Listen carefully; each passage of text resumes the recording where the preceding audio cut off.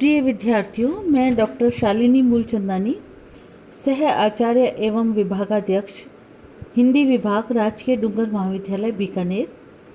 आज हम एमए पूर्वार्ध के द्वितीय प्रश्न पत्र काव्य शास्त्र के अंतर्गत टी.एस. इलियट, प्रसिद्ध कवि और समालोचक टी.एस. इलियट की परंपरा की अवधारणा पर चर्चा करेंगे।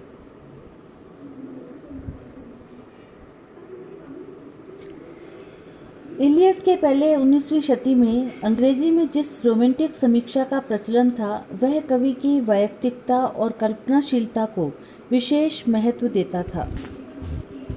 19वीं शती के अंतिम चरण में वॉल्टर पेटर और ऑस्कर वाइल्ड ने कलावाद को अत्यधिक महत्व दिया, अर्थात 19वीं शती की अंग्रेजी समीक्षा कृति के स्थान पर कवि और उसकी वैयक्तिकता को महत्व देती थी।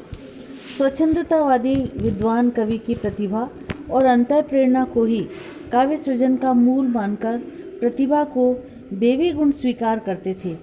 इसे ही वैयक्तिक काव्य सिद्धांत कहा गया। इस मान्यता को इलियट ने अपने निबंध परंपरा और वैयक्तिक प्रज्ञा में स्वीकार किया और कहा कि परंपरा के अभाव में कवि छाया मात्र है, उसका कोई अस्तित्व नहीं होता। उनके अनुसार परंपरा अत्यंत ही महत्वपूर्ण वस्तु है। परंपरा को छोड़ देने से हम वर्तमान को भी छोड़ बैठेंगे। उन्होंने इस बात पर बल दिया कि परंपरा के भीतर ही कवि की वैयक्तिक प्रज्ञा की सार्थकता मान्य होनी चाहिए। परंपरा को परिभाषित करते हुए उन्होंने कहा कि इसके अंतर्गत उन सभी स्वाभाविक कार्यों, आदतों, रीति रिवाजों का समावेश होता है जो स्थान विशेष पर रहने वाले लोगों के सह संबंध का प्रतिनिधित्व करते हैं। परंपरा के भीतर विशिष्ट धार्मिक आचारों से लेकर आगंतुक के स्वागत की पद्धति और उसको संबोधित करने का ढंग सब कुछ समाहित है। इलियट यह मानता है कि परंपरा उत्तराधिकार में प्राप्त नहीं होती, यह अर्जित की जाती है। वस्तुतः इलियट के लिए परंपरा एक अविच्छिन्न प्रवाह है जो अतीत के सांस्कृतिक साहित्यिक दाय के उत्तमांश से वर्तमान को समृद्ध करता है।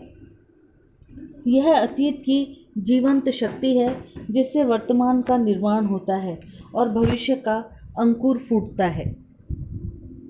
परंपरा के महत्व का प्रतिपादन करते हुए इलियट ने इस बात पर बल दिया कि कवियों का मूल्यांकन परंपरा की सापेक्षता में किया जाए।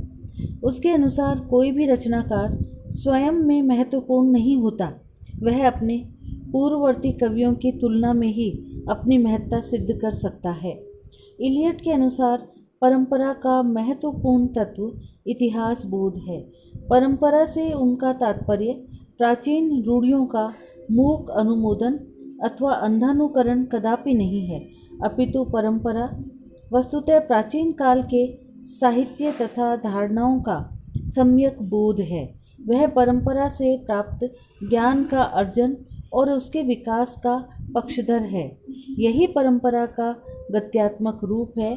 परंपरा गतिशील चेतना, चिर गतिशील सृजनात्मक संभावनाओं की समष्टि है।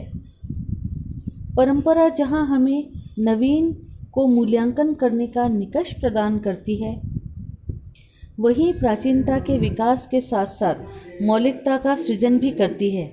इस कारण वे सृजनात्मक विकास के लिए अतीत में विद्यमान श्रेष्ठ तत्वों का बोध अनिवार्य मानते हैं।